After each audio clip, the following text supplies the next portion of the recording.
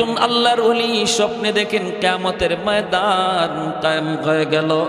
ওই ময়দানে দেখা যায় মূসা আলাইহিস সালাম সহ সমস্ত পয়গম্বর এক জায়গায় জমা, আমার আপনার নবী তিনিও এক জায়গায়। ভাইরা বন্ধুরা, ওই অবস্থায় মূসা আলাইহিস সালাম, মূসা আলাইহিস সালাম তিনি বলতেছেন, ওগো নবী, আখেরি নবী, আপনি নাকি বলেছেন আপনার উম্মতের উলামায়ে কেরাম, উলামা ও উম্মতি কা আম্বিয়া বনি ইসরাইল, আমার উম্মতের উলামায়ে কেরাম বনি ইসরাইলের নবীদের সমান। কথাটা কি আপনি বলছেন নাকি? আমার আপনার নবী বলেন, হ, কথাটা তো আমি বলেছি। মূসা নবী তখন বলেন, কেমন করে আপনি কথাটা বললেন? আমার তো বুঝে পড়ে না, একজন মানুষ সাধারণ একজন উম্মত নবীর সমান হয় কেমন করে? আমার তো বুঝে আসলো না। আমার আপনার নবী রহমতের নবী বলেন, যদি কথাটা বুঝে না আসে, আমার পাশেই বসা আছে আমার একজন আলেম, আমার উম্মতের একজন আলেম বসা আছে, একজন নায়েব নবী ইমাম গাজ্জালি রহমতুল্লাহি আলাইহি, তারে আপনি কিছু জিজ্ঞেস করেন, আপনার বুঝ হয়ে যাবে। আল্লাহু আকবার, জোরে বলেন। আমার উম্মতের ভিতরে একজন আলেম আমার পাশেই বসা, তিনি কে? তিনি ইমাম গাজ্জালি রহমাতুল্লাহি আলাইহি। ওনাকে কিছু জিজ্ঞেস করেন, জিজ্ঞেস করলে আপনার বুঝ হয়ে যাবে। মূসা আলাইহিস সালাম নরম নবী না গরম নবী? খালি গরম না বেশি গরম? অনেক গরম একজন নবী মূসা কালিমুল্লাহ। সাথে সাথে ইমাম গাজ্জালি রহমাতুল্লাহি আলাইহিকে প্রশ্ন করলেন, ও মিয়া, তোমার নাম কি একটু বলো? ইমাম গাজ্জালি রহমাতুল্লাহি আলাইহি তখন তিনি তার নিজের নাম বললেন, বাবার নাম বললেন, দাদার নাম বললেন, দাদার বাপের নাম বললেন, তার বাপের নাম বললেন। বলতে বলতে ইমাম গাজ্জালি একদম আদম আলাইহিস সালাম পর্যন্ত চলে গেলেন। সুবহানাল্লাহ। আমরা কয়জনে পারবো? আমরা পারবো? দাদার দাদার নাম জিজ্ঞেস করলেই তো শেষ, ঠিক কিনা? দাদার দাদার নাম জিজ্ঞেস তো শেষ। হয়তো দাদার বাপের নাম কেউ বা কেউ মনে রাখতে পারেন, কিন্তু দাদার দাদা জিজ্ঞেস করলেই শেষ। রহমতুল্লাহি আলাইহি আদম আলাইহিস সালাম পর্যন্ত গেছে। মূসা আলাইহিস সালাম জিজ্ঞেস করে, ও মিয়া, তোমাকে তো এত লম্বা জবাব দিতে বলি নাই। গরম নবী তো, মেজাজ খালি গরম হইতেছে। দেখো, এরে জিজ্ঞেস করলাম তার নিজের নাম, কিন্তু নিজের নাম বলল তো বলল, বাপের নামও কয়, দাদার নামও কয়, দাদার বাপের নামও কয়। এরপরে বলতে বলতে আদম পর্যন্ত। মূসা আলাইহিস সালাম তিনি একটু গুসা করে ফেললেন, রাগ হয়ে বলতেছেন, এই মেয়ে থামো, এত লম্বা জবাব দিছো কি? এত কথা কো, জিগাইছি নিজের নাম, বেশি থেকে বেশি বাপের নাম বলবা, এত লম্বা জবাব তুমি কেন দিয়েছো? আগে প্রশ্নের জবাব দাও, এত লম্বা জবাব তুমি কেন দিয়েছো? এই কথা বলতে ইমাম গাজ্জালি রহমাতুল্লাহি আলাইহি আদবের সাথে, বিনয়ের সাথে তিনি মুস্কি হেসে বলেন, ওগো আল্লাহর পয়গম্বর, আমি কেন এত লম্বা জবাব দিয়েছি? এই প্রশ্নের জবাব যদি আমাকে দিতেই হয়, আগে আমার একটা প্রশ্নের জবাব আপনাকে দেওয়া লাগবে। মূসা নবী কয়, কি প্রশ্নের জবাব? কই প্রশ্নটা হলো, আল্লাহ আপনারে জিজ্ঞেস করেছিল, ওয়ামা তিলকা বিয়ামিনিকা ইয়া মূসা, ও মূসা, ডান হাতে এটা কি? আপনার ডান হাতে ছিল লাঠি, আপনি বলবেন ক্বালা হিয়া আসাই, এটা আমার হাতের লাঠি। প্রশ্নের জবাব শেষ, আল্লাহ যা জানতে চেয়েছে জানা শেষ। কিন্তু আপনি এখানে শেষ দেন নাই, শেষ দেন নাই। আপনি বলতেছেন ক্বালা হিয়া আসাই আতাওয়াক্কাউ আলাইহা ওয়া আহুশু বিহা আলা গানামি ওয়ালিয়া ফিহা মাআরিবু উখরা, এটা আমার হাতের লাঠি, এই লাঠি দিয়ে আমি বর দিয়া চলি, এই লাঠি দিয়া গাছের পাতা পারি, এই লাঠি দিয়া বকরি রাখালি করি। আল্লাহ আপনাকে লাঠি দিয়া কি করেন জানতে চায় না, আপনাকে শুধু জানতে চেয়েছিল হাতে আপনার কি? ওই দিন কেন আপনি এত লম্বা জবাব দিয়েছিলেন? আগে জবাব দে। মূসা আলাইহিস সালাম করি বাপরি, নবী তো এমনি কয় নাই রে, এ দেখুন আমার আটকাই দিছে। মূসা নবী কই, মিয়া, আমি আমার মাশূকের সাথে কথা বলার সুযোগ পেয়েছি, অল্প কথায় মন ভরে না। প্রিয়জনের সাথে, মহব্বতের মানুষের সাথে কথা বলতে গেলে অল্প কথায় মন ভরে না। কথা যত লম্বা হয় ততই ভালো লাগে। এজন্যই আমি একটু লম্বা কথা বলেছি, সুযোগ পেয়েছি বিদায় লম্বা বলেছি।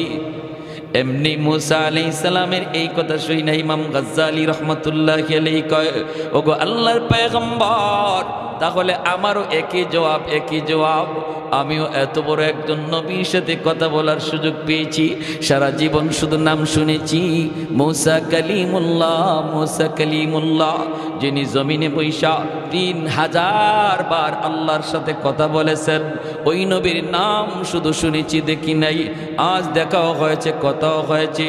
এই সুযোগটারে আমিও সুবর্ণ সুযোগ মনে করে নিলাম। কথাটা একটু বাড়াইতে আমারও মনের মধ্যে একটু চাহাত জাগলো।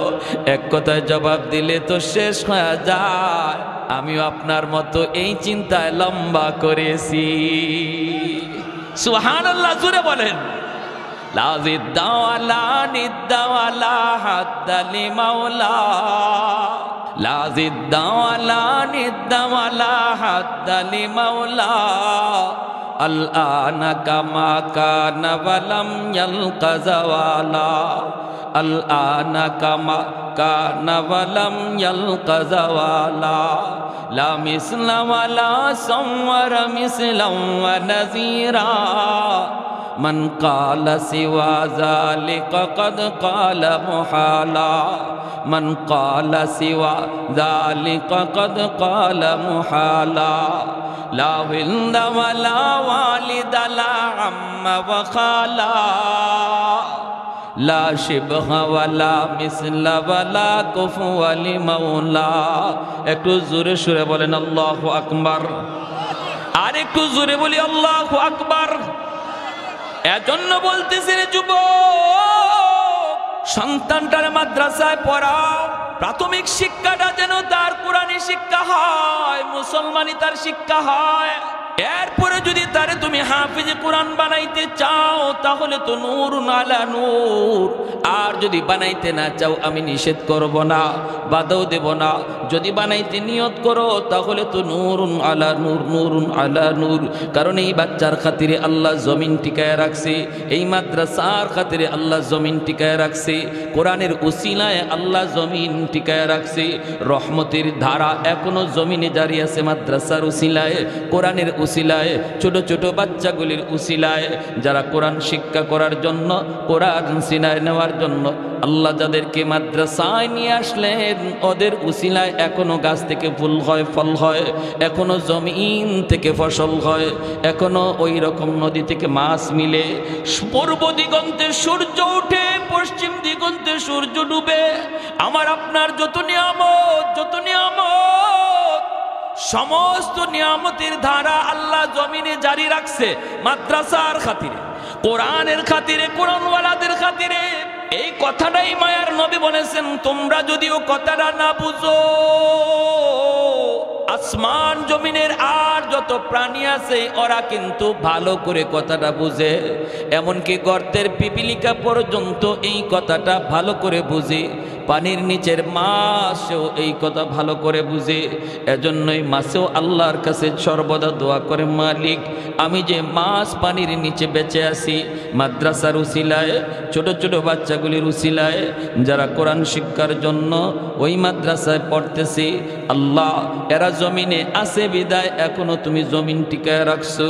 জমিন টিকে আছে বিদায় আমি মাছ টিকে আছি, জমিন টিকে আছে বিদায় আমি গর্তের পিপিলিকা এখনো টিকে আছি, এখনো গাছ আমি দাঁড়ায় আছি, এখনো আমি গাছ ফুল দেই, ফল দেই। ও মালিক, জমিনে এই উলামায়ে কেরামের সংখ্যা তুমি বাড়ায় দাও, ঘরে ঘরে কোরআনের হাফেজ তৈরি করে দাও, সমাজে মাদ্রাসা তুমি কবুল করে নাও, যেন দুনিয়ার হায়াত লম্বা হয়। যেরকম সুবহানাল্লাহ, আল্লাহ জমিনের হায়াত যেন লম্বা হয়। এজন্য উলামায়ে কেরামের হায়াতের ভিতরে বরকত দাও। হাফেজ কোরআন তুমি ঘরে ঘরে কবুল করে নাও। আপনাদের সমাজের জন্য এই মাদ্রাসা হলো রহমত। আল্লাহ পাক রব্বুল আলামিন বলেন, ওয়ানুনাজ্জিলু মিনাল কুরআন মা হুয়া শিফাউন ওয়া রাহমাতুন লিল মুমিনিন। আল্লাহ বলেন কোরআনকে আমি নাজিল করেছি তোমাদের জন্য রহমত বানাইয়া। কোরআনের প্রতিষ্ঠান হলো এলাকার জন্য রহমত, কোরআন হলো ঘরের জন্য রহমত, কোরআনের প্রতিষ্ঠান হলো সমাজের জন্য রহমত। যেই সমাজের মানুষগুলি মাদ্রাসাকে কদর করে, মাদ্রাসাকে ভালোবাসে, অন্তর দিয়া মহব্বত করে, আল্লাহ বলেন এই সমাজের উপর আমি আল্লাহ রহমত নাজিল করি। আমরা আল্লাহ পাকের রহমত চাই কি চাই না? যেখানে রহমত আসে সেখানে গজব আসে না, আর যেখানে রহমত থাকে না সেখানে গজব নেমে আসে। আসমানি গজব আর জমিনি গজব থেকে যদি বাঁচতে হয় তাহলে কোরআনের তালিম চালু রাখতে হবে। করোনা, ওমিক্রন এ জাতীয় আরো মহামারী থেকে যদি বাঁচতে হয় আল্লাহর কোরআনের শিক্ষা সমাজে আরো বাড়াইতে হবে। কোরআনের আওয়াজ বন্ধ করে কোনোদিন করোনা দূর করা যায় না, কারণ করোনা আর ওমিক্রন আর আসমানি জমিনি গজব মানুষের ইশারায় চলে না, চলে আল্লাহর ইশারায়। আর আল্লাহর ইশারায় যে গজব চলে তা যদি দূর করতে হয় তাহলে কোরআনের রহমতের দ্বারাই দূর করতে হবে, ঠিক কিনা? এই কথাটা আমরা অনেকে বুঝি না, বুঝার চেষ্টাও করি না। বিধায় করোনার সময় ওয়াজ মাহফিল চলতো না। আরে যার যে ওয়াজের দ্বারা, যে কোরআনের আওয়াজের দ্বারা করোনা দূর হবে, এটা বন্ধ করে তুমি করোনা বিদায় করতে চাও, করোনা আরো দ্বিগুণ বেগে আসবে, ঠিক কিনা? জোর এখন এই বুঝটাই নাই, এই বুঝটাই তো নাই। আমার ভাইয়েরা, বন্ধুরা, ভারতের একজন বহুত বড় আল্লাহর ওলি খাজা কুতুবউদ্দিন বখতিয়ার কাকি রহমতুল্লাহ আলাইহি, বহুত বড় আল্লাহর ওলি। মা এরকম দিনের বুঝ আছে বিধায় মা নিয়ে গেছেন মাদ্রাসায়। মনে রাখবেন, সন্তানের ব্যাপারে বাবার চেয়ে মার জিম্মাদারি বেশি। নবী বলেন আল মারআতু রাইয়াতুন আলা বাইতি যাওজিহা ওয়া ওয়ালাদিহি। সন্তানের ব্যাপারে আল্লাহ বাবাকে যদি জিগায় একবার, মারে জিগাবে দুইবার, কারণ সন্তান মাকে বেশি টাইম পায়, মাকে বেশি টাইম দেখছে। গর্ভে ছিল তাও মায়ের সাথে, দুধ খাইছে তাও মায়ের সাথে, একটু বড় হইছে ঘরে হাঁটাচলা করে তাও বেশি টাইম মারেই দেখে, কারণ বাবা বাহিরে থাকে, ঠিক কিনা? এজন্য আল্লাহর নবী বলেন একজন সন্তান সে আল্লাহ চিনল কিনা, সে মুসলমানি শিখল কিনা, এই প্রশ্নের জবাব বাবা যদি দেয় একবার, মায় দেওয়া লাগবে দুইবার। আমার মা বোনেরা একটু খেয়াল করে শুনো, একটু মনোযোগ দিয়ে শুনো, মায়ের নবীর হাদিস বলতেছে। এরকমই একজন মা খাজা কুতুবউদ্দিন বখতিয়ার কাকি রহমতুল্লাহ আলাইহির মা ওই বাচ্চাটারে শিশুকালে মাদ্রাসায় নিয়ে গেছে। যাই ওস্তাদদের কাছে বলতেছেন, ওস্তাদজি আমার ছেলেটারে আপনি আলিফ বা তা সা শিখায় দেন। উস্তাদজি বলতেছে, বাবা কুতুবউদ্দিন তুমি পড়ো আলিফ বা তা সা জিম। কিন্তু ছাত্রই কয় না না উস্তাদজি আলিফ বা তা সা নয় গো, আলিফ লাম মিম যালিকাল কিতাবু লা রাইবা ফীহ। এতটুকুই শুধু নয়, উস্তাদের সামনে ছোট্ট বাবু কুতুবউদ্দিন এক বসায় কোরআনের 15 পারা হিফজ শোনায় দিল। আল্লাহর কালামের 15 পারা মুখস্থ উস্তাদের সামনে শোনায় দেয়। উস্তাদের চোখ দিয়া দর দর করে পানি ধরতে লাগলো, আর উস্তাদ কান্দে আর কই, বাবা কুতুবউদ্দিন কি শুনাইলি? তোর মা বলছে আলিফ বা তা সা শিখাইতাম, আর তুমি কিনা আমাকে আলিফ লাম মিম শুনাইতেছ। শুধু শোনাও নাই, তুমি তো কোরআনের 15 পারা আমার হিফজ শোনাই দিছ। বাবা তোমার মা কেন এমন ভাবে মজাক করলো, কেন আমার সাথে ঠাট্টা করলো? চলো তোমার মায়ের কাছে যাব। উস্তাদজি কুতুবউদ্দিন বখতিয়ার কাকিকে লইয়া মায়ের কাছে আইয়া তিনি ডাক দিয়া বলতেছেন, মা গো, ও মা তুমি কেন এমন মজাক করলা? কি মজাক মা? পর্দার আড়াল থেকে জানতে চায়। উস্তাদজি বলতেছে, তুমি বলছো আলিফ বা তা সা শিখাইমু, কিন্তু তোমার ছেলে কুতুবউদ্দিন আলিফ বা তা সা পড়ে নাই গো, সে তো আলিফ লাম মিম বইলা আল্লাহর কোরআনের 15 পারা মুখস্থ শোনায় দিছে। এ মা কেন মজাক করেছ, কেন ঠাট্টা করেছ? মা তখন চোখের পানি চাইরা কান্দে আর কয়, ওস্তাদজি খুদার কসম আমি মা নিজেও জানি না আমার ছেলে কুতুবউদ্দিন কেমন করে 15 পারা মুখস্থ করছে। তবে আমার যদ্দূর মনে পড়ে উস্তাদজি, আমার সন্তান পেটে আসার পর থেকে নিয়ে আমি বেহুদা কোনো কাজ করি নাই, বেহুদা কোনো কথা বলি নাই, শুধু শুধু আমি কোরআন তিলাওয়াত করতাম। যখনই আমি তারে দুধ পান করাইতাম, দুধ পান করানোর সময়ও আমি বেহুদা কোনো কথা বলতাম না। সন্তানকে দুধ পান করাইছি আর আমি কোরআন তেলাওয়াত করছি। আমি আল্লাহর কালামের 15 পারার হাফেজা, 15 পারা আমার মুখস্থ ছিল। এজন্য আমার কুতুবউদ্দিনকে আমি যখন দুধ পান করাইতাম, আমি দুধের সাথে কোরআন তেলাওয়াত করতাম। মনে হয় দুধের সাথে তিলাওয়াত যায় ঢুকছে।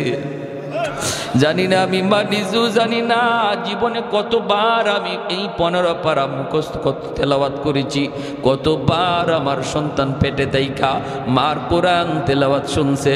এজন্য মা সন্তান পেটে লইয়া যদি বেশি বেশি কোরআন তেলাওয়াত করে রে যুবক, এই সন্তান বড় হইয়া কোরআনের হাফেজ হয়। মা সন্তান পেটে লইয়া যদি বেশি বেশি গান শুনে, এই সন্তান বড় হইয়া গানের মাস্টার হয়। মা সন্তান পেটে নিয়ে যদি বেশি বেশি করে টক খায়, সন্তান বড় হইয়া টক প্রিয় হয়। মা সন্তান পেটে নিয়ে যদি বেশি বেশি মিষ্টি খায়, সন্তান বেশি বেশি মিষ্টি প্রিয় হয়। মা সন্তান পেটে নিয়ে যদি পর্দার ভিতরে চলে, সন্তান মেধাবী হয়, মেধাবী হয়। আর সন্তান পেটে নিয়ে মা যদি বেপরদায় চলে, বেপরদায় চলে, এই সন্তান বুকা হয়। 16ই ডিসেম্বর আমি মাহফিলে বের হয়েছি, দেখলাম নারী পুরুষ অবাধে বের হয়েছে রাস্তায়। রাস্তাঘাটে চলা মুশকিল হয়ে গেছে, গাড়ি নিয়ে যাওয়া মুশকিল। এর ভিতরে হঠাৎ করে নজর পড়ে গেল একটা মহিলা, সেও বেপরদায় নেমে এসেছে। কিন্তু তার হালত দেখে আমি বুঝলাম এই মহিলা গর্ভবতী, অল্প দিনের ভিতরে হয়তো বাচ্চা দুনিয়াতে আসবে। দেখতে ভয় লাগে, ভয় লাগে। এমন একজন মা, তুমি যদি সন্তান লইয়া বেপরদায় বের হয়েছ, কোটি টাকা সন্তানের পিছনে তুমি খরচ করতে পারো, তবুও তার ব্রেন খুলবে না, জেহেন খুলবে না, বুকা থাকবে, বুকা, প্রতিবন্ধী হবে। ভাইয়েরা আমার, এজন্যই কুতুবউদ্দিন বখতিয়ার কাকি রহমতুল্লাহ আলাইহির মা বলতেছে, উস্তাদজি, আমার সন্তান কুতুবউদ্দিন দুধ পান করার সময় মায়ের দুধ খাইছে আর কোরআন তেলাওয়াত শুনছে। যেরকম সুবহানাল্লাহ। তাহলে বলুন, মার দুধ খাওয়ার সময় যদি কোরআন তেলাওয়াত দুধের সাথে যায় ঢোকে, দুধ খাওয়ার সময় যদি সন্তান গান শুনে, মা যদি নাটক দেখে আর সিনেমা দেখে, এই গানের আওয়াজও দুধের সাথে ঢুকতে পারেনি না, পারে না। ময়মনসিংহ এলাকায় গেলাম, এক অসুবিধা দিতেছে আপনাদের। চা দিছে আমারে, চা খাইতেছি, দেখি চা ঝাল লাগে। চা কি লাগে? কি ও ভাই, চা কি ঝাল লাগে? আমি কই ইন্না লিল্লাহ, আমরা তো চার সাথে চিনি দেই, এরা মনে হয় চার সাথে মরিচের গুঁড়া দেয়। এই এলাকায় মনে হয় সিস্টেম এইটা, নাইলে চা ঝাল লাগতো কেন? তো আমি বললাম যে ভাই এদিকে আসো। কি সে হুজুর? আমি চাটা খাই দেখেন তো। খাইছে, চা তো ঝাল লাগে। আমি কি ব্যাপার কি, আপনাদের এলাকায় মরিচের গুঁড়া দেয়? না হুজুর, এটা কি কর? আমি তো তাড়াতাড়ি দেখেন তো ঘটনা কি, বলে মনে হয় মরিচের গুঁড়া দিয়া লাগছে, চিনি মনে করে। এমন গেছে যাই দেখে যে না হুজুর, মরিচের গুঁড়া দেয় নাই, তরকারির পাতিলে চা জাল দিছে। কোন পাতিলে? তরকারির পাতিলে চা জাল দেওয়ার কারণে তরকারির পাতিলের আসর চার উপরে পড়ছে। তাহলে পাত্রের আসর বস্তুর উপরে পড়ে, ঠিক না? মা হলো পাত্র, বাবা হলো পাত্র। এই বাপ মার আসর সন্তানের উপরে পড়বে। এজন্য সন্তান যদি নেককার চাও, দিনদার চাও, আল্লাহওয়ালা চাও, সন্তান যদি নামাজি চাও, ভদ্র সন্তান চাও, মানুষের মাঝে সন্তানের সুনাম ছড়ায় পড়ুক, অমুকের একটা ছেলে এত ভালো, এত ভদ্র, এমন সুনাম যদি চাও যে সন্তানের কারণে বাপ মার নাম উজালা হোক, তাহলে সবার আগে বাপ মা ঠিক হয়ে যাও। সবার আগে কি ঠিক হও? বাপ মা ঠিক হয়ে যাও। বাবা যদি নামাজি হয়, সন্তান নামাজি হয়। মা যদি নামাজি হয়, সন্তান নামাজি হয়। মা যদি পর্দানিসীন হয়, সন্তান পর্দানিসীন হয়। মা যদি কোরআন তেলাওয়াত বেশি বেশি করে, সন্তান কোরআনের হাফেজ হয়। এজন্য আমার ভাইরা মনোযোগ দিয়ে খেয়াল করে শুনো, আল্লাহর গোলাম ভাইরা আমার, যেই বাচ্চাটারে মাদ্রাসায় দেওয়া হয়, এই বাচ্চারা যখন হাফিজি শেষ করার পরে উস্তাদের হাতে পাগড়ি নেয়, পাগড়ি নেওয়ার সময় সমস্ত উস্তাদগণ তারে পাগড়ি দেয়, এলাকার মানুষেরা তারে মাথায় পাগড়ি পরায় দেয়।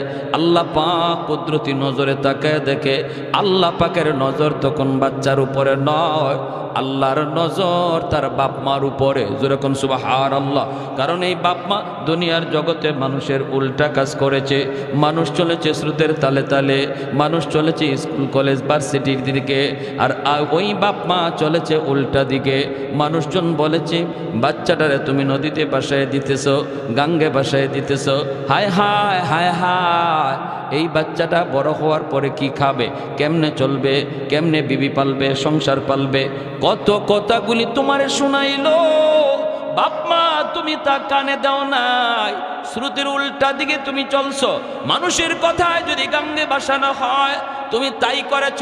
আমি আল্লাহকে খুশি করার জন্য, আমার নবীকে খুশি করার জন্য তুমি এমন করেছ।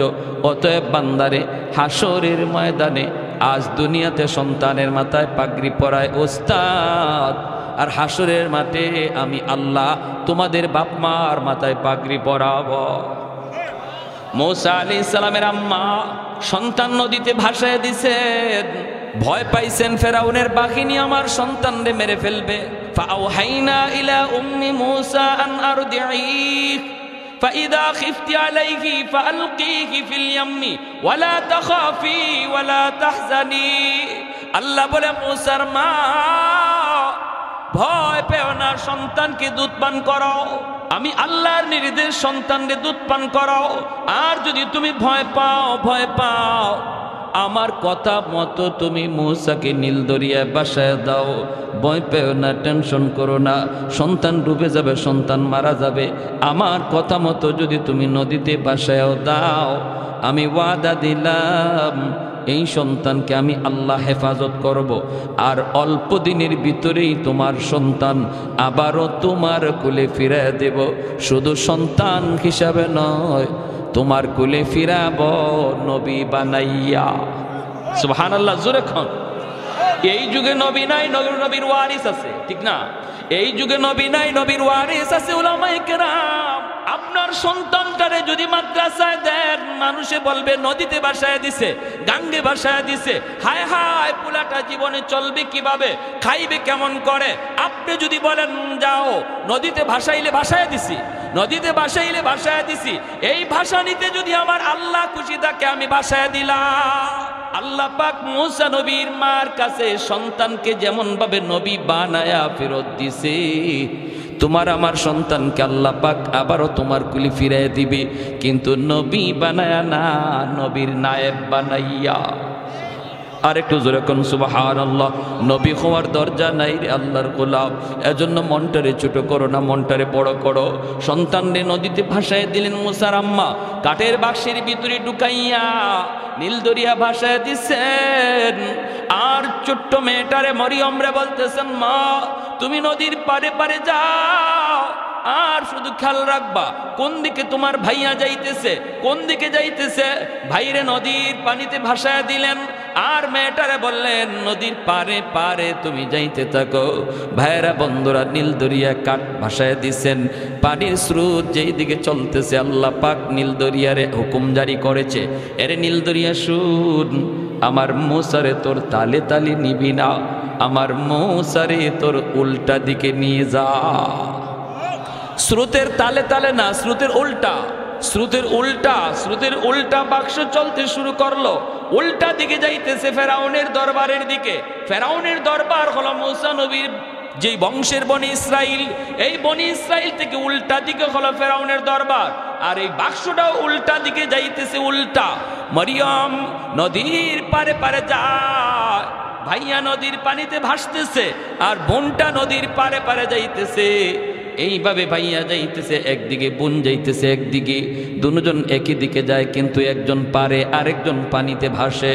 ভাইয়েরা বন্ধুরা, হঠাৎ করে বোন তাকায় দেখে যেখানে বাঘের বয় সেখানে, যেই ফেরাউনের ভয়ে আমার আম্মা আমার ভাইয়াকে নদীতে ভাসাইলো, ওই ফেরাউনের ঘাটেই যাইয়া ভাইয়া লাগলো। বোনটা ছোট্ট 10 বছর বয়স, কলিজায় কামড় দিয়ে উঠলো, হায় রে এখন বুঝি আমার ভাইয়াকে নিয়ে জবাই করবে। ফেরাউনের বিবি আসিয়া নদীর ঘাটে আসলেন, আইসা বাক্স থেকে উঠায়া দেখেন এত সুন্দর বালক, পূর্ণিমার চাঁদের চেয়েও যার চেহারা বেশি সুন্দর। কারণ আল্লাহ যেই যুগে যেই যারে নবী বানান ওই যুগে নবীর চেয়ে সুন্দর আর কাউরে বানান না। ওই যুগের সবচেয়ে সুন্দর আল্লাহ নবীকে বানান। যেই যুগে যেই নবী ওই যুগে ওই নবী সবচেয়ে সুন্দর। এজন্য কাদিয়ানি নবী হইতে পারে না, এটাও একটা দলিল। কাদিয়ানি কখনো নবী হইতে পারে না, কারণ এর এক চোখ কানা আছিল। কাদিয়ানির কি আছিল? কোন নবী এমন নাই যে কোনো অঙ্গে খুঁত আছিল। আদম আলাইহিস সালাম থেকে নিয়ে একদম আমাদের নবী পর্যন্ত এমন কোন নবী নাই যে নবীর শরীরে কোনো একটা খুঁত আছিল, কোনো একটা দোষ আছিল। আর এই খানার করে খানায় নিজের নবী দাবি করে। এজন্য মরছে টয়লেটও ভইরা। কাদিয়ানি কোনানো ভইরা মরছে জানেন? বাথরুমও ভইরা মরছে। হাই হাই হাই হাই। কাদিয়ানিদের বিরুদ্ধে যদি আন্দোলন হয়, নবীর আশিক মাত্রই, আওয়াজ শোনা মাত্রই আন্দোলনে শরীক হতে হবে, নতুবা নবীর সামনে মুখ দেখানো যাবে না। আমার নবীর খতমে নবুয়ত, এটা নবীর শান, এটাই আমার নবীর শান, খতমে নবুয়ত। নবী শেষ নবী, অতএব খতমে নবুয়তের চেয়ার নিয়ে যদি কোনো বেঈমান টানাটানি করে আর আমি আশিক হইয়া যদি চুপচাপ বসা থাকি আর বলি এটা হুজুরদের কাজ, এটা মৌলবীদের কাজ, তাহলে নবীর সামনে সুপারিশ তো দূরের কথা, মুখ দেখানো যাবে না। আওয়াজ দিয়ে এখন ঠিক কিনা? এজন্য উলামায়ে কেরাম যখনই শুনবেন কোন ইস্যু নিয়ে আপনাদেরকে ময়দানে ডাক দিছে, মনে রাখবেন এটা আপনার ইস্যু, এটা হুজুরদের ইস্যু না, এটা প্রতিটা মুসলমানের ইস্যু, এটা গোটা মুসলিম উম্মার স্বার্থে। ঈমান বাঁচাও আন্দোলন উলামায়ে কেরাম ডাক দেয়। উলামায়ে কেরাম মেম্বার চেয়ারম্যান হওয়ার জন্য মাদ্রাসা বন্ধ দেয় না। উলামায়ে কেরাম যদি মাদ্রাসা বন্ধ দেয়, গোটা মুসলিম উম্মার ঈমান রক্ষার জন্য দেয়। ঠিক কিনা জোরে খান? মেম্বার চেয়ারম্যান হওয়ার জন্য না। চেয়ারম্যানই মেম্বারে আপনারা পড়েন মরা গরু আড্ডি যা চাবে এবার চাবান, কিন্তু আমাদেরকে আমাদের খেদমত করতে দেন। ঠিক কিনা? আঙ্গুল দিবেন না, কোরআন হাদিসের কোনো বিষয়ে আঙ্গুল দিতে আসবেন না। আপনাদের দায়িত্ব আপনাদের মতো চালান, অসুবিধা নেই, আমরা বাধা দিই না, আমরা কাউরে নামাইও না, কাউরে বসাইও না। কিন্তু আমরা আমাদের যে দায়িত্ব নিয়ে আসি, এই দায়িত্বে কেউ হাত দিবেন। প্যারে হাদিরিন, ফেরাউনের স্ত্রী আসিয়া মুসা আলাইহিস ইসলাম রে দেখকেই মায়া লাগে গেল। মায়া তো লাগবেই, এত সুন্দর বাচ্চা, আবার ছেলে সন্তান নাই, কোনো সন্তান নাই। কোলে করে নিয়ে ফেরাউনের কাছে যায় বলতেছেন, স্বামী গো চেহারা দেখো, আমার মন বলে আমি ছেলে হিসেবে পালবো, যদি তুমি অনুমতি দাও। ফেরাউন কয় আমি তো অনুমতি দিব, কিন্তু পাইছো কই? কই নদীর ঘাটে। নদীর ঘাটে পাইছো তো, পোলার বাচ্চা কোথায় এটার তো খবর নাই। জ্যোতিষীরা বলেছে বনি ইসরাইলের এক পোলার হাতে আমার রাজত্ব যাবে, ক্ষমতা যাবে। এটা কোন পোলা, বাড়ি কোথায় জানি না, শুনি না। তুমি তো আনছো, তোমার মায়া লাগে, কিন্তু ছোট ছোট বাচ্চা পোলাপান দেখলে আমার ডর লাগে। কারণ চোরের মনে পুলিশ, জোরে কোন চোরের মনে। ওয়ারেন্টের আসামি দেখবেন ঘরের মধ্যে ঘুমায় রয়েছে, গাছের পাতা পড়ছে, পুলিশ মনে করে দৌড় দিছে। পুলিশ আইছে, পুলিশ আইছে। কি হয়েছে? বুট জুতার আওয়াজ পাইছে, ধুর বাতাস আইছে। হ্যাঁ, ফেরাউনের মনের ভিতরে ওই বাচ্চা কোন বাচ্চা, ওই বাচ্চা কোন বাচ্চা, ওই পুলা কোন পুলা, যার হাতে আমার ক্ষমতা যাবে, যার হাতে আমার রাজত্ব যাবে। হায় হায়, এটা কুন্ডা 70,000 পুলাপান একদিনে জবাই করলাম। জ্যোতিষীরা কয় এখনো মরে নাই, এখনো জীবিত। হায়, তাহলে এটা কুন্ডা কয় বয়স হয়ে গেছে, অল্প বয়স দুনিয়াতে চলে আসছে, মার দুধ খায়। হায় হায়, কোন পুলা, দুধের বাচ্চা জবাই করলাম। গণকেরা কয় এখনো মরার ভিতরে ফরছে না, জিন্দা। ফেরাউনের ভয়, ফেরাউন বিবি আসিয়াকে ডাক দিয়া কয় আসিয়া, তোমার তো মায়া লাগে, তোমার তো মায়া লাগে, কিন্তু আমার তো ভয় লাগে, ভয় লাগি। এটা কোন বাচ্চা, এটা কোন পোলা, যার হাতে আমার রাজত্ব যাবে। যেই বাচ্চাটারে তুমি নিয়ে আসছো, এটার বাড়ি নি আবার বনি ইসরাইল, বনি ইসরাইলের পোলা হয়, তাহলে তো আমার ডর লাগারই কথা। আমার ঘুম নাই, খাওয়া নাই, সব কিছু আমার চলে গেছে। আর তোমার বড় দেখলে মায়া লাগে, আমার তো মনে হয় ইডিয়া ওই হিডিয়া। আসিয়া কয় তোমার মাথা নষ্ট হয়েছে। ফেরাউনে কয় কেমনে? কয়টা বনি ইসরাইলের পোলা হইলে ইবায় আওয়ার কথা না, হিবায় যাওয়ার কথা। ভালো করে বুঝছে, শ্রুতের উল্টা আসার কথা না। কারণ বনি ইসরাইল হলো আমাদের বাট্টল ভাটি এলাকায়, পানির তালে তালে ওই দিকে যাওয়ার কথা, এইদিকে আসার কথা না। তাদের ব্রেইনে আউলা লাগায় দিছে কে? আরেকটু জোরে বলেন কে? শ্রুতের উল্টা দিকে চালাইলেন কে? এই ক্ষমতা আল্লাহর আছে নি না নাই? আরো জোরে আছে নি না নাই? যেই মাত্র আসিয়া কয় তোমার বুদ্ধি শুদ্ধি আসেনি, এমনি বুঝি তুমি খোদা হইছো, এমনি বুঝি তুমি রাজা হইছো। একটু তুমি চিন্তা করে দেখো, একটু তুমি বুঝা দেখো, ভাইবা দেখো। ফেরাউনে কয় আসিয়া তুমি ঠিকই তো কইছো, আসলে এটা বনি ইসরাইলের পোলা হইতে পারে না। আল্লাহ পাক কুদরতি মুস্কি হাইসা কয় আরে বেঈমান, কার সাথে খেলা শুরু করছো টের পাইবি। হ্যাঁ, কার সাথে আঙ্গুল দেবো এবার টের পাইবা। তুমি মুসারে মারতে চাও আর আমি আল্লাহ রাখতে চাই, ঠিক না? তুমি মারতে চাও যারে, আমি রাখতে চাই, এবার দেখা যাবে। কয় তাহলে এখন কি করবো? আসিয়া কয় আমি পালব। ফেরাউন কয় তাহলে পালো, আমার তো ডর লাগে। কয় না না, ডরায়ও না, এই বাচ্চা বনি ইসরাইল হইতেই পারে না। তাফসীরের কিতাবের ভিতরে রাইসুল মুফাসসিরিন আব্দুল্লাহ ইবনে আব্বাস রাদিয়াল্লাহু তাআলা আনহু বলেন, আসিয়া যে বলছেন আমার বড় মায়া লাগে, মায়া লাগে, মায়া লাগে, এজন্য আল্লাহ পাক রব্বুল আলামিন আসিয়াকে আল্লাহ দৌলতে ঈমান দান করেছেন। কারণ একজন নবীর চেহারা দেখে তিনি বলছেন আমার মায়া লাগে, আল্লাহ পাকেরও মায়া লাগছে কথাটা, এজন্য দৌলতে ঈমান তারে দান করেছে। আর ফেরাউন বলছিল আমার ডর লাগে, ডর লাগে, ভয় লাগে, এজন্য ফেরাউনের ঈমান নসিব হয় নাই, বেঈমান হয়ে মরছে। এই যেই জমানায় নবী থাকবেন না, নবীর ওয়ারিস থাকবে উলামায়ে কেরাম। রাইসুল মুফাসসিরিন আব্দুল্লাহ ইবনে আব্বাস রাদিয়াল্লাহু তাআলা আনহু বলেন, এই যুগেও কোনো মানুষ যদি কয় মাদ্রাসার ছাত্র দেখলে আমার ভালো লাগে, মাদ্রাসার ছাত্রগুলিরে দেখলে আমার বড় মায়া লাগে, উলামায়ে কেরামের চেহারার দিকে তাকাইলে আমার বড় মায়া লাগে, এই কথাটা তারে মৌতের সময় দৌলতে ঈমান আল্লাহ দিয়া দিবে। আর যদি কেউ কয় মাদ্রাসা ভালো লাগে না, পোলাপান দেখলে আমার ভালো লাগে না, মোল্লা মুন্সি দেখলে ভালো লাগে না, সে যত বড় নামাজি হোক, যত বড় হাজি হোক, যত বড় দিনদার হোক, যত বড় বুজুর্গ হোক, যত বড় পাগড়িওয়ালা হোক, রাইসুল মুফাসসিরিন আব্দুল্লাহ ইবনে আব্বাস রাদিয়াল্লাহু তাআলা আনহু তিনি কে? তিনি আমার নবীর আপন চাচাতো ভাই। এই উম্মতের ভিতরে আল্লাহর কালাম সবচেয়ে তিনি বেশি বুঝছেন, সবচেয়ে বেশি তিনি আল্লাহর কালামকে বেশি চিনছেন, বেশি বুঝছেন। এজন্যই তিনি হলেন মুফাসসিরদের সরে তাজ। তিনি বলেন যে মানুষটাই কইব মোল্লা মুন্সি ভালো লাগে না, মৌতের সময় তার ঈমান সাথে যাবে না। নাউজুবিল্লাহ। আসিয়া কয় আমার বড় মায়া লাগছে, আমি এখন পালব।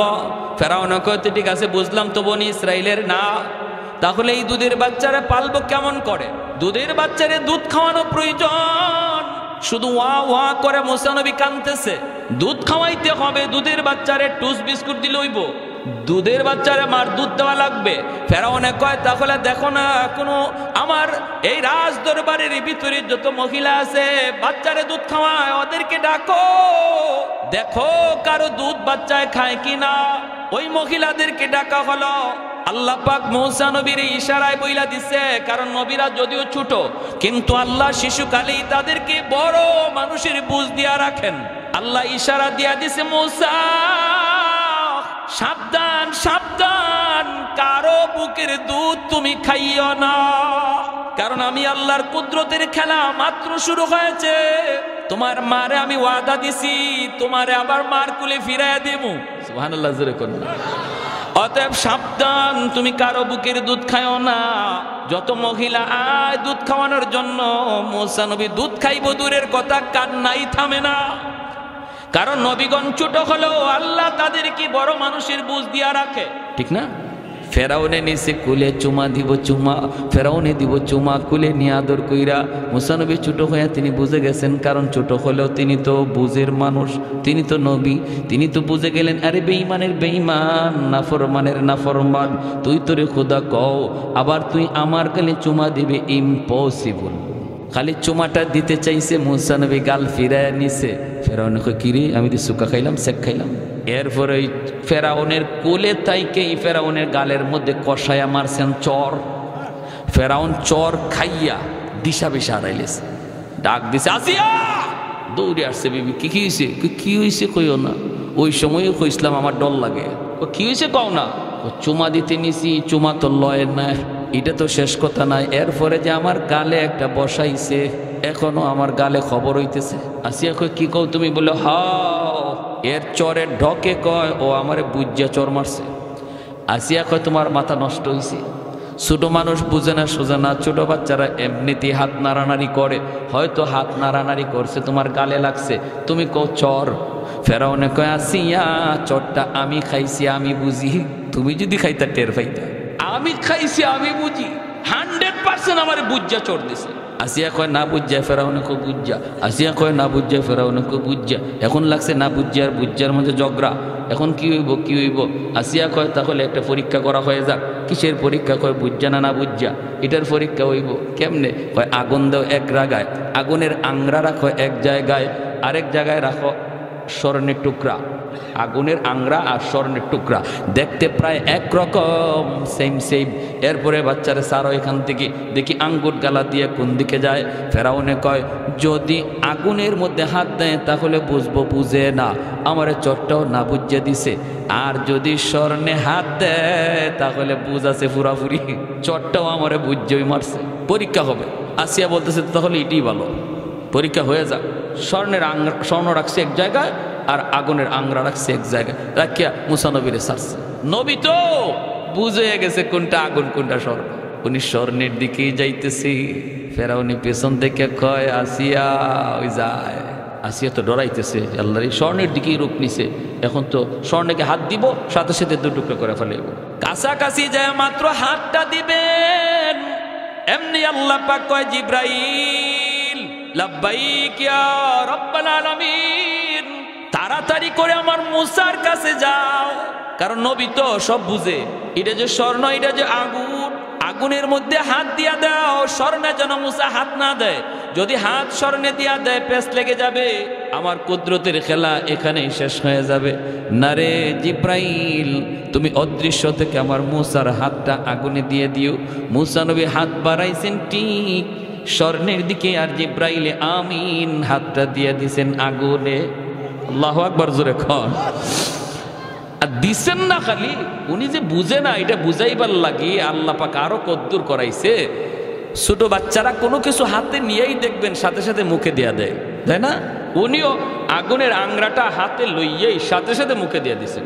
আর আসিয়া দৌড় দিয়ে আসছেন, সেই তাড়াতাড়ি মুখ থেকে বলছিলাম না পোলাটা বুঝে না, বুঝে না, এখন কামাইছে নি, এখন মুখ পুড়ছে নি। মুসা আলাইহিস সালামের এই জিব্বার আগাটা একটু জ্বলে গেছিল, এজন্য কথাটা কিছু অস্পষ্ট হইতো। শেষ জমানা নবুয়ত পাওয়ার পর যখন আল্লাহ পাক রব্বুল আলামিন ফেরাউনের কাছে যাইতে কইছে আবার, তখন উনি বলছিল আল্লাহ আমার ভাই হারুনের সাথে দাও, হুয়া আফসাহু মিন্নি, আমার ভাই হারুন কথাটা স্পষ্ট, আমার কিছু কথা বাজে। কেন? ওই শিশুকালে এই আগুনের আংরা মুখে দেওয়ার কারণে সাথে সাথে উনি খুলে নিয়ে নিছেন। আসিয়া ফেরাউনে কয় ঠিকই তো বুঝেই না। আল্লাহকে কি দেখছো তুই, আরো সামনে দেখবে, তুই এটা কি দেখছো তারও সামনে দেখবে তো, তিলিসমাদি কারবার। এখন কারো দুধ উনি খায় না। ফেরাউনে কয় তাহলে বাচ্চাদের কেমনে বাঁচাই? আল্লাহ পাক কুদরতি হাসি হাসে। আল্লাহ কয় এতদিন যারা মারতে চাইছিলি এখন দি বাঁচানির লাগি পাগল, ঠিক না? কারো বুকের দুধ খায় না। মুসা নবীর বোন মরিয়ম 10 বছরের মেয়েটা তখন আড়াল থেকে দেখতেছে, যখন দেখতেছে না আমার ভাইয়ার তো ওরা মারে না, জবাই করে না, এখন তো নিজের সন্তান বানায় পালতে চায়। হায় হায়, ভাইয়া তো কারো বুকের দুধ খায় না, এখন কি করব?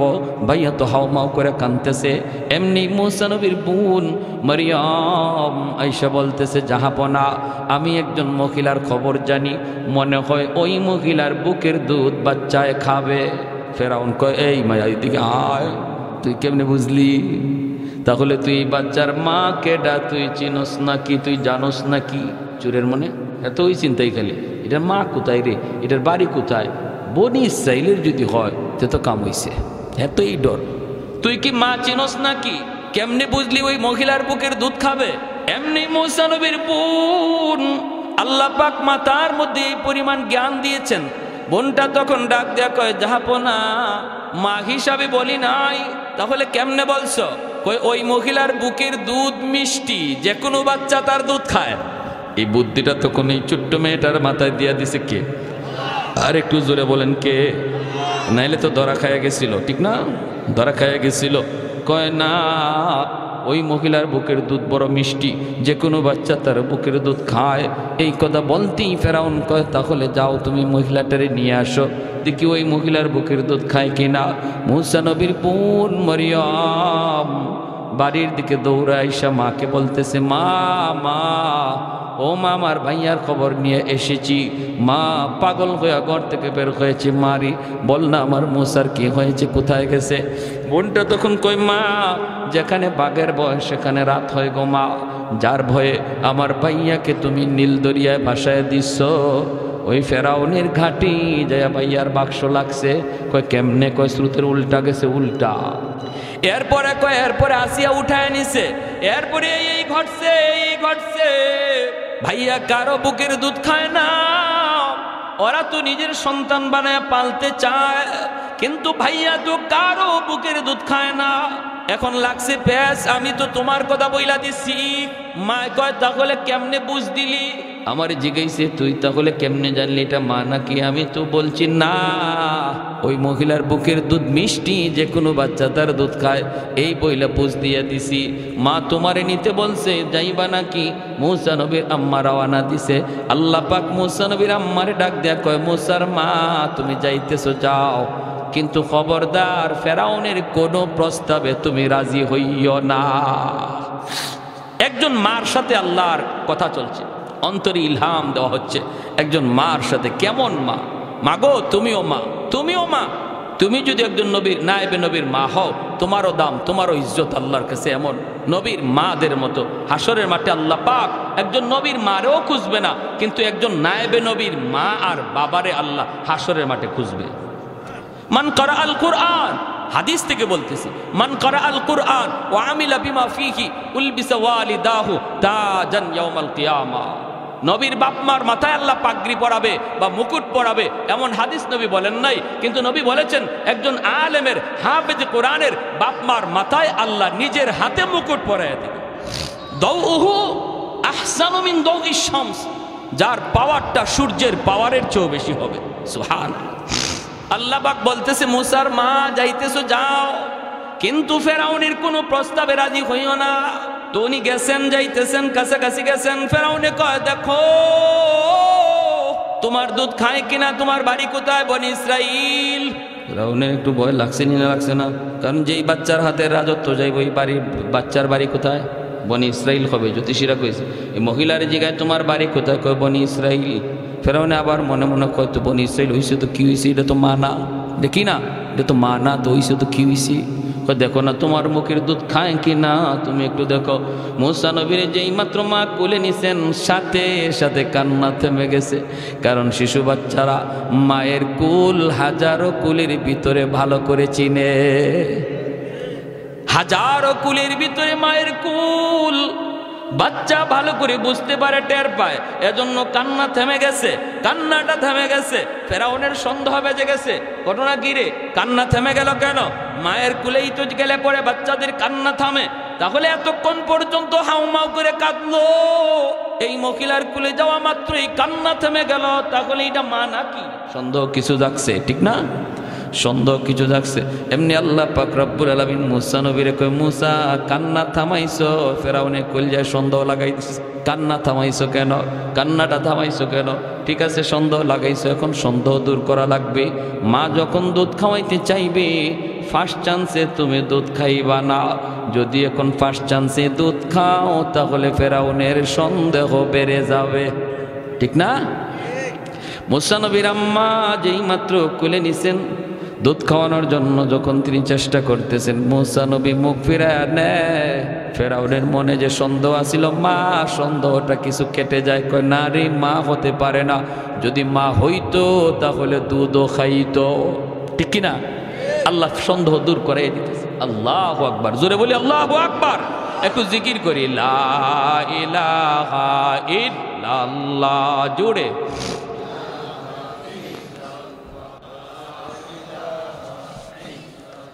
আরো জোরে, লা ইলাহা ইল্লাল্লাহ, লা ইলাহা ইল্লাল্লাহ, জোরে।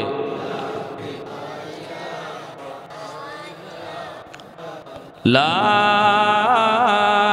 ইলাহা ইল্লাল্লাহ মুহাম্মাদুর রাসূলুল্লাহ। একটু জোরে সুরে বলি সাল্লাল্লাহু আলাইহি ওয়াসাল্লাম। আমার ভাইরা, তাহলে একজন মার কাহিনী শুনাইতেছি, ঠিক না? আমাদেরও মা আসেনি না নাই? ছোট ছোট বাচ্চাগুলির মা আসেনি না নাই? মাও আছে, বাবাও আছে, ঠিক না ভাইরা? মায়েরা, যারা মায়েরা আছেন, একটু দিলটা নরম করে কথাগুলি শুনুন, নরম করে কথাগুলি শুনুন। মায়েদের জন্য অনেক সবব। কতটা দাম আল্লাহ মুসা নবীর আম্মারে দিছেন। আল্লাহ নিজে মুসা নবীর আম্মার সাথে কথা বলতেছেন, জোরে কর না সুবহানাল্লাহ। আল্লাহ নিজে কথা বলতেছেন, একজন নবীর মার সাথে আল্লাহ কথা বলতেছেন। একজন নবীর নায়েব, একজন হাফেজে কোরআনের মা যদি তুমি হও, একজন মুফতি মুহাদ্দিসের মা হও, তোমারও এরকম আল্লাহর কাছে এত দাম, দাম বেড়ে যাবে, দাম বেড়ে যাবে। হাজি সাহেব কষ্ট করে আপনাদের সহযোগিতা লইয়া, আপনাদের পরামর্শ লইয়া, মনে অনেক আশা নিয়া এই মাদ্রাসাটা দিচ্ছেন। মনের ভিতরে অনেক আশা, ঠিক না ভাই? হ্যাঁ, কওমি মাদ্রাসা মানে কওম দ্বারা পরিচালিত, সরকারি মাদ্রাসা মানে সরকার দ্বারা পরিচালিত। এটা সরকারি মাদ্রাসা না, এটা কওমি মাদ্রাসা। অতএব এটা এলাকার মানুষের দ্বারাই পরিচালিত। যদি কওম সহযোগিতা না করে, কওমি মাদ্রাসা টিকে না। কোন এলাকায় যদি কোনো একটা কওমি মাদ্রাসা এলাকার সহযোগিতা না করার কারণে মাদ্রাসার কোনো ক্ষতি হয়, মাদ্রাসার ক্ষতি হয়, মুহূর্তের ভিতরে ওই এলাকায় আল্লাহর পক্ষ থেকে গজব নামবে, রহমত চলে যাবে, রহমত চলে যাবে। কারণ মাদ্রাসা টিকে আছে বিধায় আল্লাহ এখনো আমার আপনার সুস্থ রাখছে, এখনো আমার আপনার আল্লাহ রহমত দিয়ে ভরপুর করে রাখছে। প্যারে হাজিরিন, এজন্য নবী বলেন, কুন আলিমান আও মুতাআল্লিমান আও মুহিব্বান আও মুঈনান ফালা তাকুন খামিসা। হয় তুমি আলেম হও, নতুবা মাদ্রাসায় পড়ো, নতুবা তুমি আলেমদেরকে মহব্বত করো, আর নতুবা মাদ্রাসাকে সহযোগিতা করো। ফালা তাকুন খামিসা। নবী কয় 5 নম্বর দলে কেউ যাইও না, 5 নম্বর দলে কেউ যাইও না। মানে মাদ্রাসার সাথে বিদ্বেষ রাখো না, মাদ্রাসার প্রতি কোনো দুশ্মনী রাখো না, মাদ্রাসার ক্ষতি করার চিন্তা নিও না। দুনিয়া আখিরাত তার বরবাদ হয়ে যাবে। ব্যক্তি বিশেষের দোষ থাকতে পারে, কিন্তু মাদ্রাসা প্রতিষ্ঠান এটা আল্লাহর নবীর বাগান, ঠিক কিনা? মসজিদ আল্লাহর ঘর, মাদ্রাসা নবীর ঘর। যেখানে একটা মসজিদ তৈরি হবে, গোটা সমাজের দায়িত্ব হয়ে যায় মসজিদ চালানো আর মসজিদে নামাজ পড়া। মসজিদের কমিটির সভাপতি কে, তার উপরে গুসা করে যদি কেউ মসজিদের ক্ষতি করে, আল্লাহর কাঠগড়ায় দাঁড়ায় জবাব দেওয়া লাগবে। মুক্তির কোনো উপায় নাই, কারণ মসজিদ সভাপতির নয়, ঠিক কিনা? জোরে এখন ঠিক তেমনি কোন এক ব্যক্তির মাধ্যমে মাদ্রাসা তৈরি হয়, তার মানে এই নয় মাদ্রাসা তার উপরে গুসা করে যদি প্রতিষ্ঠানের কেউ ক্ষতি হয়ে যায়, আমার কোনো আচরণে, আমার কোনো কথায় আল্লাহর কাছে মুক্তি পাওয়ার কোনো উপায় নাই। প্রতিষ্ঠান হয়ে যাওয়া মাত্রই গোটা সমাজের দায়িত্ব হয়ে যায় প্রতিষ্ঠান চালানো, ঠিক কিনা? জোরে কোন সমাজের, গোটা সমাজের দায়িত্ব হয়ে যায় প্রতিষ্ঠান চালানো। ওই কিছুদিন আগেও কিতাবের মধ্যে পড়ছি, ঘটনাটা বলতেছি, আমি শেষ দিয়ে দেবো। আরও ইন্টারেস্টিং ঘটনা শেষের দিকে, উদ্দেশ্য আমার সামনে। পাকিস্তানে এক দাওয়াতে তবলিগের জামাত গেছে, যে দেখে জঙ্গলের মধ্যে একটা মসজিদ, মসজিদে কোনো মানুষজন বলতে কেউ নাই, কেউ নাই। এই মসজিদের ভিতরে তারা ঢুকছে, ময়লা আবর্জনা পড়ে রয়েছে। দাওয়াতে তবলিগের মানুষরা এই ময়লা আবর্জনা পরিষ্কার করে তারা এই মসজিদে থাকার সিদ্ধান্ত নিছে, এই মসজিদে থাকার সিদ্ধান্ত নিছে। এলাকার মানুষজন দৌড়ে আসছে, এসে কয়, হুজুর আপনারা এখানে থাকবেন? বলে হ, আমরা এই মসজিদে থাকবো। কয় আল্লাহর দোহাই মসজিদে থাকেন না। রাত যখন 2টা বাজে তখন এমন এক কান্নার আওয়াজ আমরা শুনি, আর এই ভয়ে এই এলাকা থেকে মানুষজন বাড়িঘর দূরে সরাই গেছে। আপনারা এখানে থাকেন না, ভয় পাবেন। আমি সাক্ষ্য কি কও? বলে রাত 2টার সময় দেখবেন কান্না শুরু হয়েছে। তখন এই অবস্থায় দেখা যায় ও এশার নামাজ পড়ার পর খাওয়া দাওয়া কইরা দাওয়াতে তবলিগের সাথীরা, আমি সব বরব্বর আল্লাহওয়ালা মানুষ, বুজুর্গ মানুষ, ইনি বলতেছি তোমরা সবাই ঘুমাও। আমি ঘুমাবো না, আমি দেখতে হবে কিসের কান্না, আমি সজাগ থাকবো, তোমরা ঘুমাও। কিন্তু সাথীরা কি আর ঘুমাইতে পারে? এরাও আর ঘুম নাই, সবারই কান সজাগ। কির আওয়াজ, কিসের কান্না একটু শুনবো। যখন ঠিকই 2টা বেজে গেছে তখনই শুনে একদম মানুষ মরলে যেভাবে কান্নার আওয়াজ হয়, এভাবে আস্তে আস্তে ফুফায়া ফুফায়া কান্নাটা শুরু হয়েছে। যখন কান্নাটা শুরু হয়েছে তখনই এরা সাথে সাথে ঘুম থেকে উঠে গেছে। উঠটা আমির সাহেবের পাশে জড়ো হয়ে গেছে। দেখে কান্নার আওয়াজ শুধু বাড়তেছে, কান্নার আওয়াজ বাড়তেছে। ডান দিকে কান্না, বাম দিকে কান্না, সামন থেকে কান্না, পিছন থেকে কান্নার আওয়াজ শুধু বাড়তেছে। সবাই ভয় পেয়ে গেছে, আমির সাহেবের কাছে আইসা জড়ো হয়ে গেছে। তখন ওই অবস্থায় কাঁদতেছে কাঁদতেছে আমির সাহেব, তিনিও বলতেছে চলো আমরাও হাত উঠাইয়া আমরাও কান্না শুরু করি। আমির সাহেব হাত উঠাইয়া তিনি সাথীদেরকে নিয়ে আল্লাহর কাছে কান্না শুরু করছে। এমন কান্না শুরু করছে, কানতে তাদের কান্নার আওয়াজে ওই কান্না বন্ধ হয়ে গেছে। তখন একটা আওয়াজ আসছে, এই আওয়াজ কান্নার আওয়াজ, এটা মানুষেরও না, জিনেরও না। এই কান্নাটা আল্লাহর ঘর মসজিদের প্রতিটা ইট কাঁদতেছে, আল্লাহর ঘর মসজিদের প্রতিটা ইট কাঁদতেছে।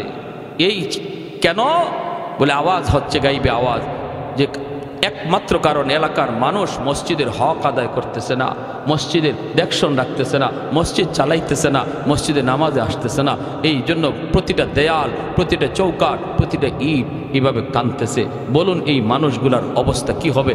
তখন আমির সাহেব কাঁদতে কাঁদতে অস্থির হয়ে বলতেছে, আল্লাহ তোমার দরবারে ফরিয়াদ, যতক্ষণ পর্যন্ত এই মসজিদে ভরপুর মুসল্লি আমরা না বানাবো, আমরা তবলিগের কাজ এখানে বন্ধ করব না। সেই মসজিদ তারা আবাদ করে আসছে, পাকিস্তানের বাস্তব কারগুজারি।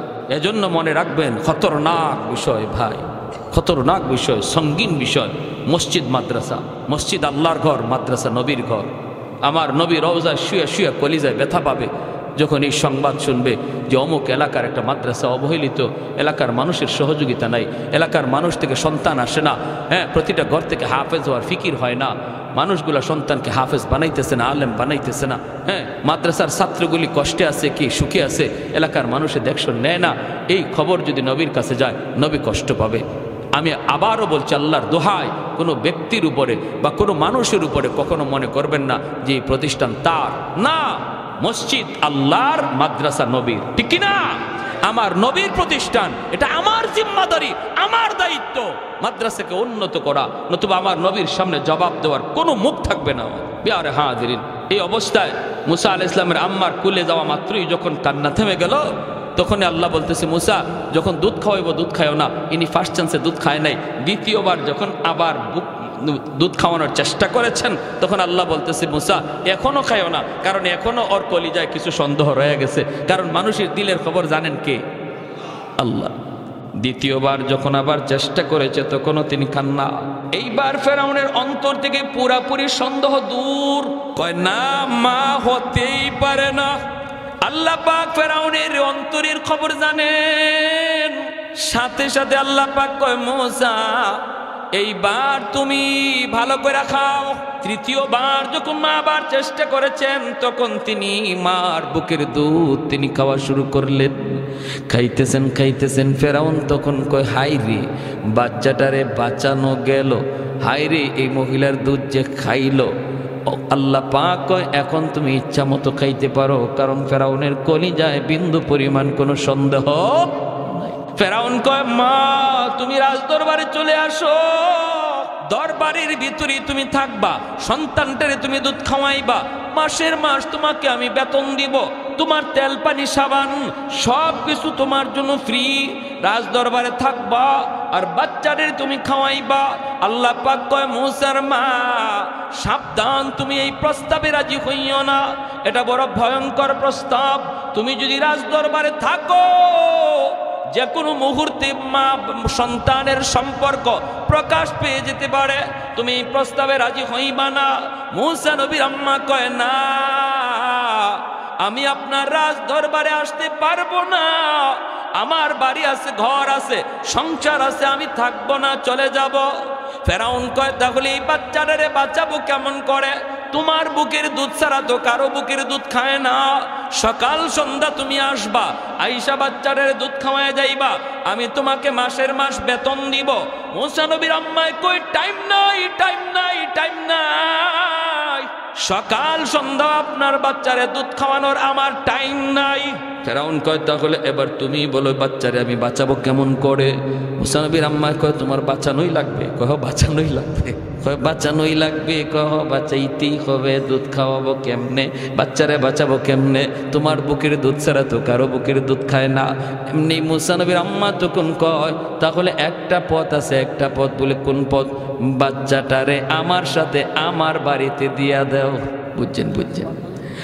বাচ্চাটারে আমার সাথে আমার বাড়িতে দিয়া দাও, আমি নিয়ে যাই, দুধ খাওয়ানোর বয়স পর্যন্ত আমি দুধ খাওয়াবো, এরপরে তুমি লইয়া আইও।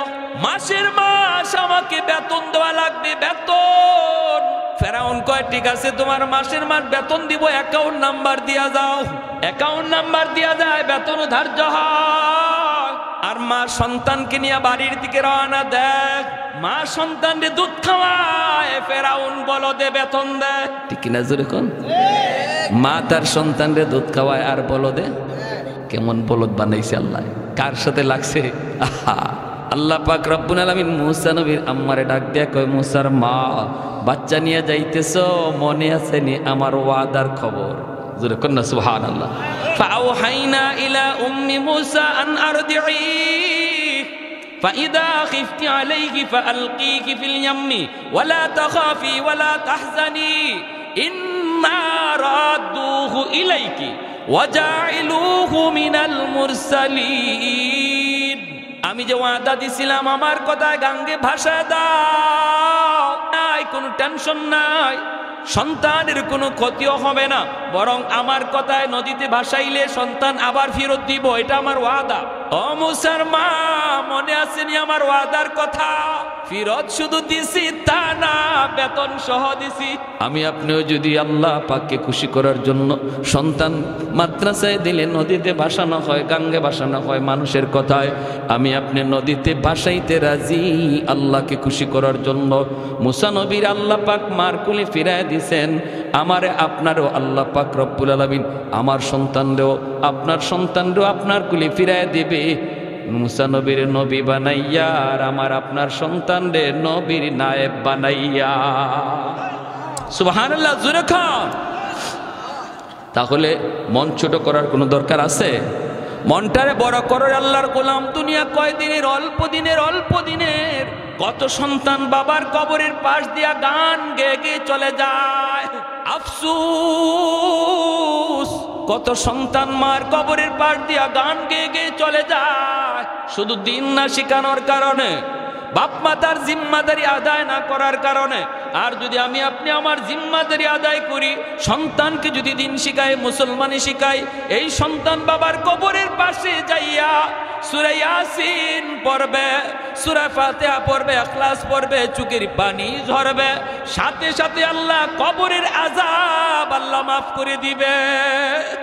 ভাইরে, জন্য বলতেছিলাম, ভাইরা থানভী আলাইহি রহমা লিখছেন, ছোট্ট বাচ্চাটা মাত্র মাদ্রাসায় ভর্তি হয়েছে, বাবা মারা গেছে, বাবা ওসিয়ত করে গেছিল বিবিরে, বিবি গো, যদি আমার ছেলে সন্তান হয়, আমার ছেলেটারে তুমি হাফেজে কোরআন বানাইও। এর ভিতরে বাবা চলে গেছে। ছেলে যখন আল্লাহর কালাম পড়া শুরু করছে, ইয়াদ হয়ে গেছে বাবার কথা। যেদিন কোরআন সবক নেই, আজ যদি আমার আব্বা দুনিয়া থাকতো, আমার উস্তাদদেরকে মিষ্টি খাওয়াইতো, ছাত্রদেরকে জিলাপি খাওয়াইতো। আজ আমি কোরআন সবক নিতেছি, আমার আব্বা যদি দুনিয়া থাকতো আজকে কত কিছু খাওয়াইতো। এই ছেলে সবকটা লইয়া বাবার কবরের পাশে যায় দাঁড়াইছে, চোখের পানি ঝরা যখন কাঁদতে শুরু করছে। ভাইরা বন্ধুরা, আল্লাহ পাক রব্বুল আলামিন গজবের ফেরেশতাদেরকে কয়, এ আযাবের ফেরেশতারা, কবরের আযাব তোমরা বন্ধ করো, কারণ আমার বান্দার ছোট্ট বাচ্চারা কবরের পাশে দাঁড়ায় কাঁদতেছে। আমি আল্লাহকে রহমান কয়ে ডাক দিছি, আমাকে রহিম কয়ে ডাক দিছি, অতি দয়ালু কয়ে আমারে যেই বাচ্চায় ডাক দেয়, আমি তার বাবারে মারতে পারি না। আমি আল্লাহরে যে দয়ার সাগর কয়ে ডাক দে, আমি তার মারে কবরে আযাব দিতে পারি না। এজন্য রে ভাই, বাপ মা একদিন আমরা সবাই চলে যাব, সন্তান রেখে যাব। যদি সন্তানটারে হাফেজ বানাইতে পারি, আলেম বানাইতে পারি, দুনিয়াতে সন্তান জন্ম দেওয়া সার্থক হয়ে গেল, সন্তান রেখে যাওয়া সার্থক হয়ে গেল। ভাই, সন্তানের দ্বারা দুনিয়া কামাই করার নিয়ত অন্তর থেকে বাদ দিয়া দেন। মনে করেন, একটা নিয়ত করেন, সন্তান যেন আমার সদকায়ে জারিয়া হয়।